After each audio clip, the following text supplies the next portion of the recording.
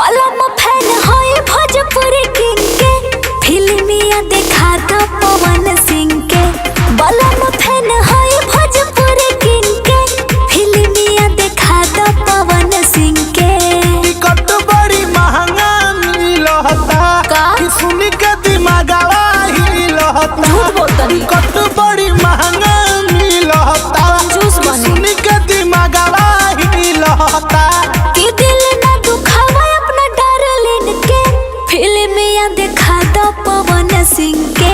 बलम फैन होई भोजपुरी किंग के, फिल्मिया देखा दो पवन सिंह के।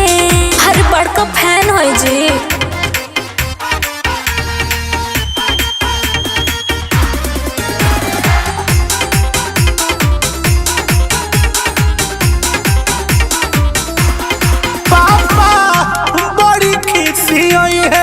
भैया बड़ी गौरी है, पापा बड़ी खुशी है, भैया बड़ी गौरी है। दीवानी है उनका कटिंग के, फिल्मिया देखा दो पवन सिंह के। बलम फैन है भोजपुरी किंग के, फिल्मिया देखा दो पवन सिंह के। सही कहा तनी जी।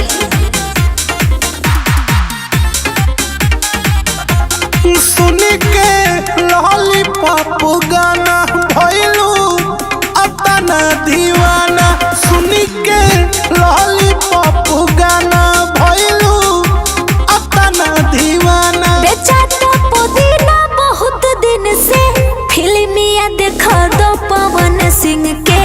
कि अभिषेक बेच दो भले रिंग के, फिल्मिया देखा दो पवन सिंह के।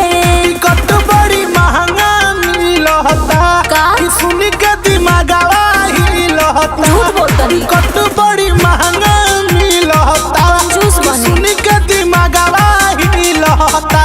कि दिल ना दुखावा अपना डार्लिंग के, फिल्मिया देखा दो पवन सिंह के। बलम फैन होई भोजपुरी किंग के, फिल्मिया देखा दो पवन सिंह के। हनुमान जाइए ना दिखा दीजिए।